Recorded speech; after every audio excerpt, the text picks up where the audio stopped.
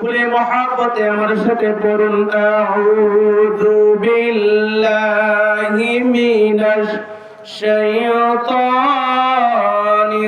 রাজীম বিসমিল্লাহির রহমানির রহিম ইয়া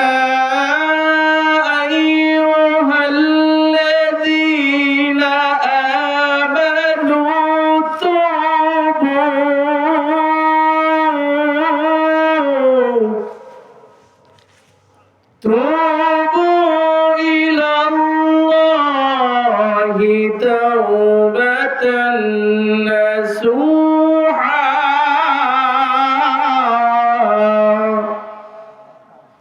صدق الله العظيم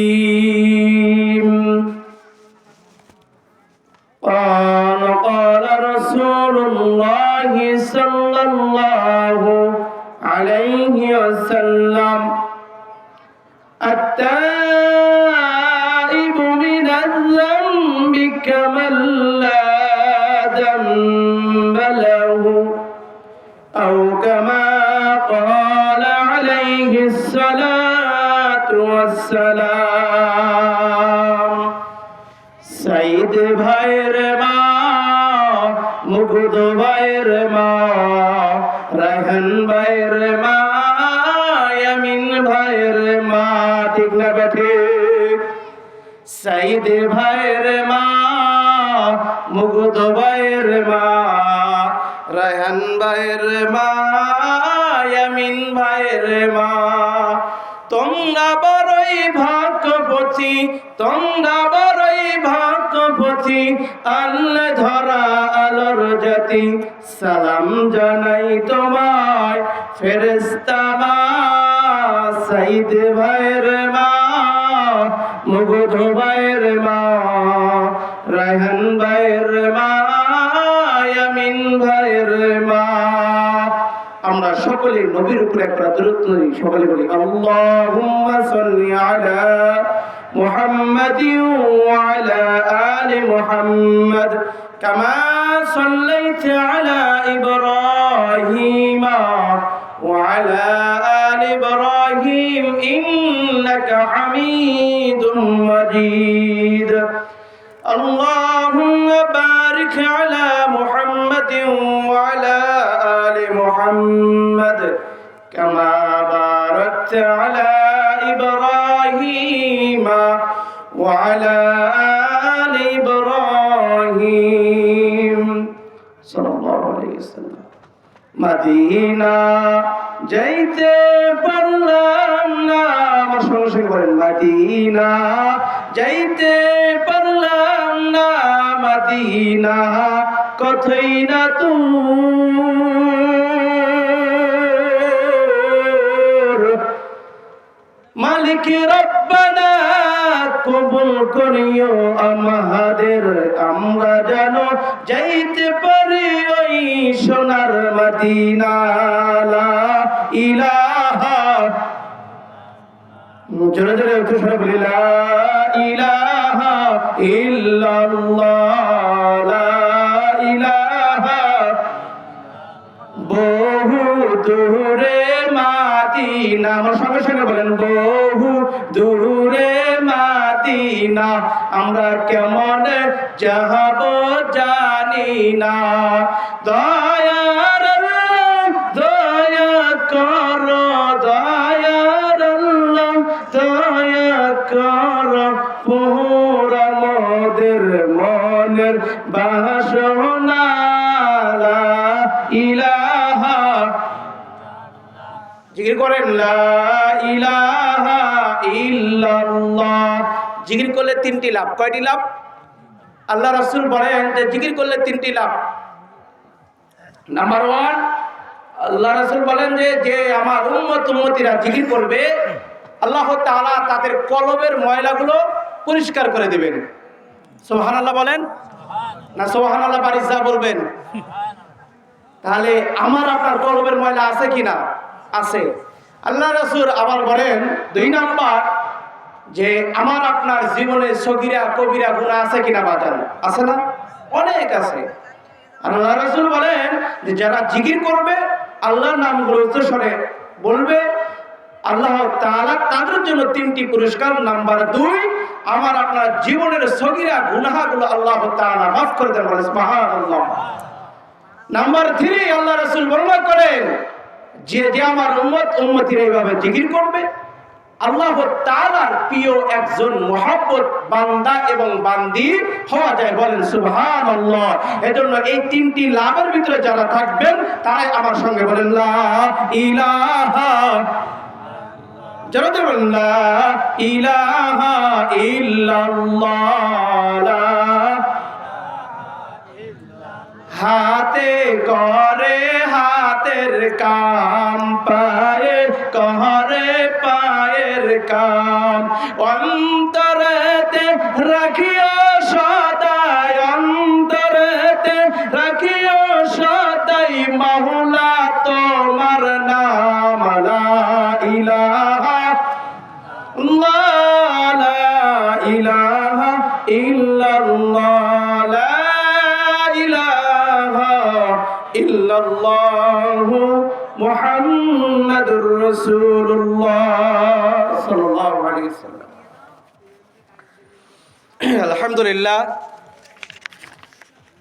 পারফেক্টপুর জামে মসজিদের উন্নয়ন কল্পে আজ তাফসীরুল কুরআন মাহফিল।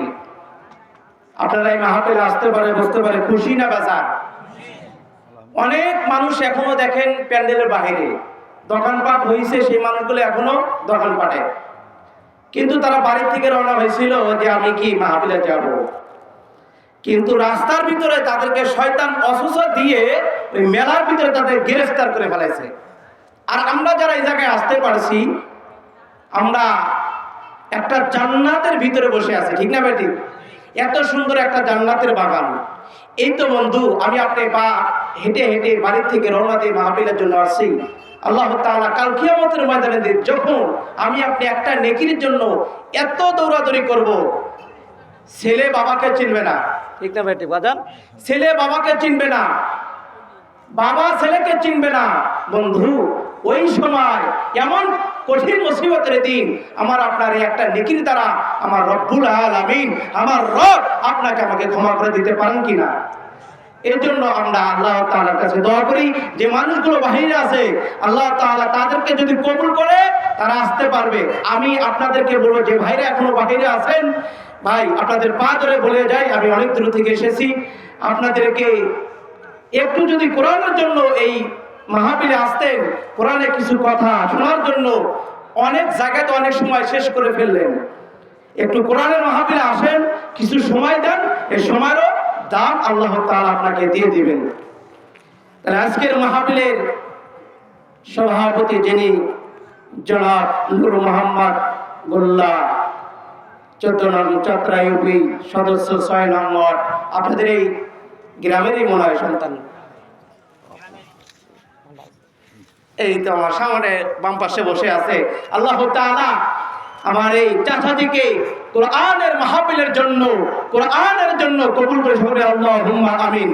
আজকের এই মাহফিলের সভাপতি যিনি জনাব আলহাজ মোহাম্মদ নাইমউদ্দিন, বিশিষ্ট সমাজসেবক কুয়াতপুরকে। আপনি দেখেন আল্লাহর কাবা ঘর জিয়ারত করার মানুষ, আল্লাহু আকবার, আল্লাহু আকবার বলেন, আল্লাহু আকবার। এরকম মানুষ আপনাদের কুয়াতপুরে আছে, এটা আপনাদের একটা গর্ব করার কথা, ঠিক আছে? ঠিক, এটা দোয়া রাখবেন। আমরা আজকের মাহফিলের প্রধান অতিথি যিনি জনাব এম রিয়ন চৌধুরী কাশিয়াতলা, উপস্থিত হইতে পারছে কিনা জানি না। আমরা সবারই জন্য দোয়া করি আল্লাহ তাআলা তাদেরকে জানি কোরআনের জন্য কবুল করেন। আজকের মাহফিলে যিনি প্রধান বক্তা, প্রধান আলোচক, আমার খুব কাছের মানুষ, আল্লাহ তাআলা এই ভাইজানকে কোরআনের জন্য কবুল করে নেক। অনেক জায়গায় ভাইজান যায়, আপনারা থাকবেন শেষ পর্যন্ত। এনার কথাগুলো, এনার কথার ভিতরে এত তাসির, মানে এনার কথাগুলো শুনে আপনার মনটা অন্যরকম হয়ে যাবে। যাই হোক, এই জন্য আপনাদেরকে বলবো আপনারা শেষ পর্যন্ত থাকবেন। থাকবেন তো? থাকার ইচ্ছা আছে তো? কারা কারা থাকবেন হাত তোলেন তো? ইনশাআল্লাহ আমরা সবাই থাকবো নাকি? ঠিক আছে, হাত নামান। আজকের মাহফিলে যিনি দ্বিতীয় বক্তা হযরত মাওলানা মতলুবুর রহমান সন্দেবাদী নীলফামারী, আমার দাদু, আমি তাকে দাদু হিসাবে মানি, কারণ তার আমি অনেক ছোট, আমি তাকে দাদু হিসাবে মানে আমাকে খুব ভালোবাসে। দাদুর জন্য দোয়া করি, আল্লাহ তাআলা তাকে জানি কোরআনের ময়দানে তার কণ্ঠটাকে কবুল করে যায়। সকল বলে আল্লাহুম্মা আমিন। আরো অনেক নাম আছে, নামগুলো বলতে গেলে সময় শেষ হয়ে যাবে। তো যাই হোক, যাদের পোস্টারে নাম আছে আল্লাহ তাআলা সবাইকে কবুল করে, সকল বলে আল্লাহুম্মা আমিন। তো বন্ধুগণ, আমি আপনাদের সামনে যে আটখানা পাঠ করে নিয়েছি, সময় একেবারে অল্প, একটু পরেই আমার মুরব্বী দাদু চলে আসবে, কারণ দাদু আসলে আর কথা বলা যাবে না নাকি? মুরব্বী একজন যদি আশেপাশে কথা বলে তখন সে কি বেয়াদবি হবে না? এই জন্য দাদু আসার আগে কিছু কথা আপনাদের সামনে বলে যাই। তাহলে বন্ধু দেখেন, 5 আগস্টের আগে কথা বলা যায় না, ঠিক না ঠিক? 5 আগস্টের আগে তাফসীরুল কোরআন মাহফিল করতে গিয়ে অনেক সমস্যা, যেমন আজকের এই আপনাদের পার্কুয়ারপুরে এই মসজিদের উন্নয়ন করবে একটা তাফসীর কোরআন মাহফিলের আয়োজন করেছেন। এটা যদি 5 আগস্টের আগে হইতো তাহলে যে আমাদের সভাপতি সাহেবের কতগুলো স্যান্ডেল খাওয়া হতো, উনি নিজেই বুঝতে পারতো না। কথা ঠিক না ব্যাটি? কি আপনাদের কি স্মরণ আছে? কি আছে? 5 আগস্টে দেখেন আপনাদের পীরগঞ্জের ভিতরে আবু সাইদ ভাই আল্লাহ রাস্তায় শহীদ হয়ে গেলেন, সেই ভাইয়ের জন্য আজ আমরা পেয়ে গেছি সোনার বাংলাদেশ। যাই হোক ভাই, এখনকার মাহফিলে গেলে বলে হুজুর রাজনীতির কথা বলবেন না, আমরা রাজনীতির কথা বলি। বন্ধু, রাজনীতির কথা এই কোরআন থেকে আসে, কথা বলেন ঠিক না বেঠে? এই কোরআন থেকে রাজনীতির কথা আসে, আসে কিনা? কি চাচা, এই কোরআন থেকে রাজনীতির কথা আসে, আর আমাদেরকে বলা হয় হুজুর রাজনীতির কথা বলেন না। সমস্যা ভাই, সমস্যা নেই, প্রতিদিনই মাহফিল করতেই যাই, সমস্যা হবেই, কারণ আল্লাহর কোরআনের কথা চলতে গেলে সমস্যা আসবেই, আসবে কিনা? আসবে। যাই হোক, আমি আপনাদের সামনে যে আয়াতখানা পাঠ করে নিলাম, আল্লাহ তাআলা রব্বুল আলামিন 28 নম্বর পারা সূরা তাহরিমের 8 নম্বর আয়াত 20 নম্বর পৃষ্ঠায় মহান রব্বুল আলামিন ডাক দিয়ে বলেন, ইয়া আইয়ুহাল্লাযীনা আমানু, হে ঈমানদারগণ, হে পৃথিবীর মানুষ, তুবু ইলাল্লাহি তাওবাতান নাসুহা।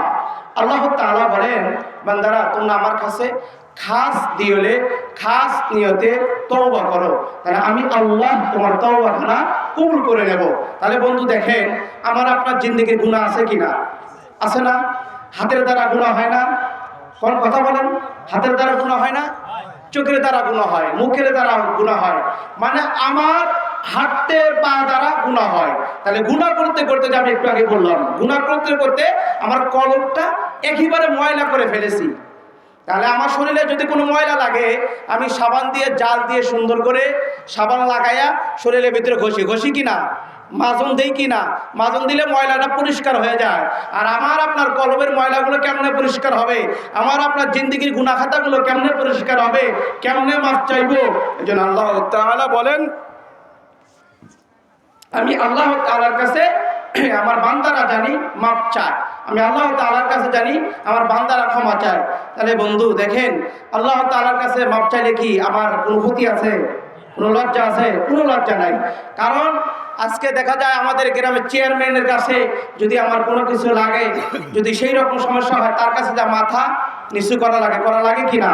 মাথা নিচু করা লাগে। আর আমার আল্লাহ তাআলার কাছে মাথা নিচু করার সঙ্গে সঙ্গে আমার আল্লাহ বলেন, বান্দারে তুমি আমার কাছে মাথা নিচু করবা, এই মাথার নিচু দামটা আমি তোমাকে একদিন দিয়ে দেবো। সেই দিন তুমি নিজেই বুঝবা, রে কোন জায়গায় মাথা নিচু করার কথা ছিল আর কোন জায়গায় আজ মাথা নিচু করি নাই। আজ এই জায়গায় মাথা নিচু করার কারণে আজ আমার কিছু মুসলমান ভাই দেখো কোন রাস্তায় যাইতেছে, আর আমি দুনিয়াতে একটু টাকার লাভে, একটু চা খাওয়ার লাভে ওই তো আমার নেতার কাছে আমি মাথা নিচু করছি, মাথা নিচু করেছিলাম, আজ আমার কি অবস্থা। এজন্য আসেন বন্ধু, আমার আপনার জিন্দেগিতে গুনাহ আছে কিনা? আছে না?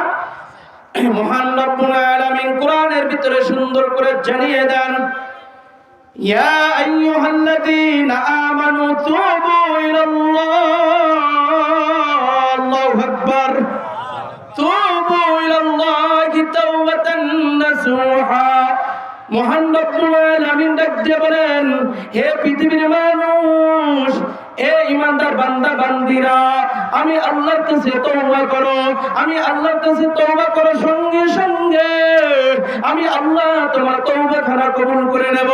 এ বন্ধু, আমার আপনার জিন্দেগিতে কত গুনাহ, হাতের দ্বারা গুনাহ হয়, চোখের দ্বারা গুনাহ হয়, মুখের দ্বারা গুনাহ হয়। আমি বান্দা কত গুনাহ করেছি বন্ধুরে, চলতে গিয়ে আমার পা দ্বারা গুনাহ হয়।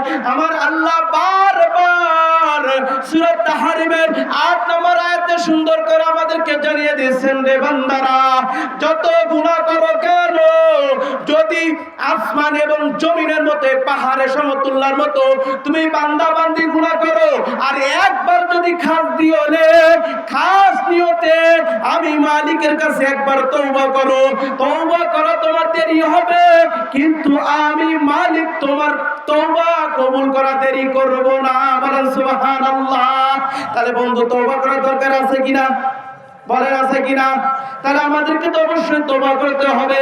কারণ দেখেন, দুনিয়ার চলাফেরা করতে গিয়ে আমার আপনার দ্বারা কত গুনাহ হয়েছে। গুনাহ করতে করতে করতে করতে আমি একটু আগে আপনাদের সামনে বলেছি, আমার কলবটা ময়লা করে ফেলেছি।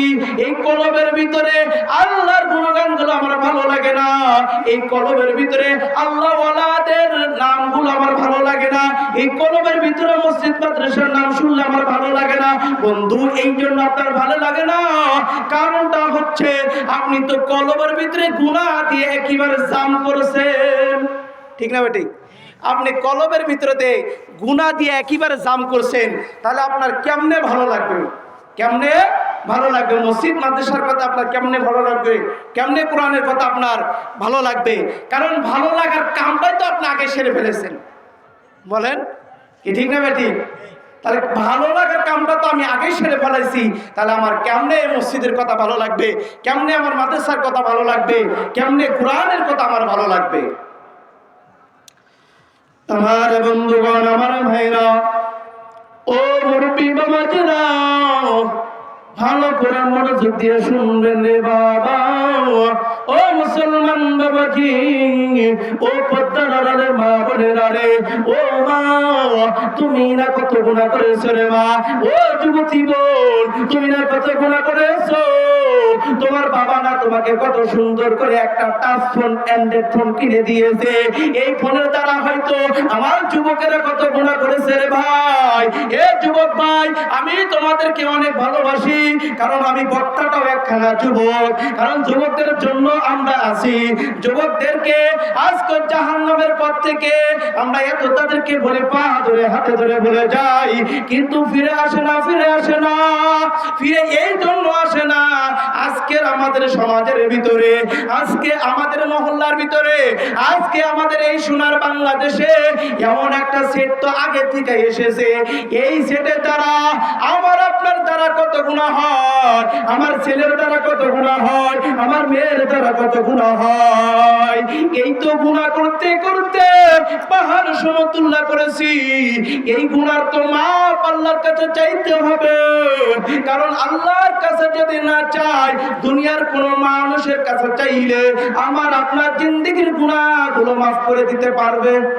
কথা কন, পারবে? পারবে না, কারণ একমাত্র আল্লাহ ছাড়া কেউ কিন্তু আমার আপনার জীবনের গুনাহগুলো মাফ করে দিতে পারবে না। এজন্য আল্লাহ তাআলা বারবার আমাদেরকে ডাক দিয়ে বলেন, বান্দারা, যত গুনাহ করো না কেন, যত কিছু করো না কেন, যদি খাস দিলে খাস নিয়তে একবার ওই তাহাজ্জুদের জায়নামাজের ভিতরে বসে আমি মালিককে একবার ডাকো, ও আল্লাহ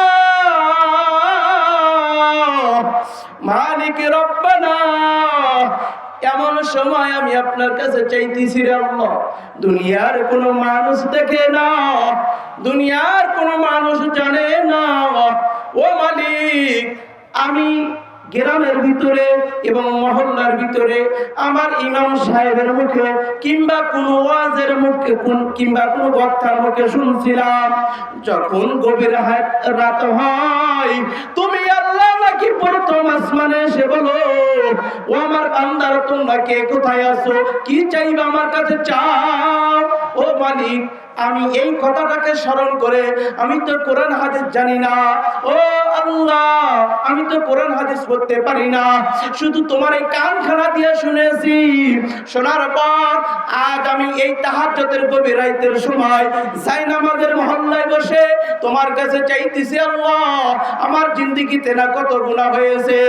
আমি কিছুদিন আগে আমার গ্রামে পার্বতীপুর গ্রামে একখানা তাফসীরুল কোরআন মাহফিল হয়েছিল। আল্লাহ এই মাহফিলে একখানা বক্তা এসেছিল গাইবান্ধা থেকে, ওই ছোট না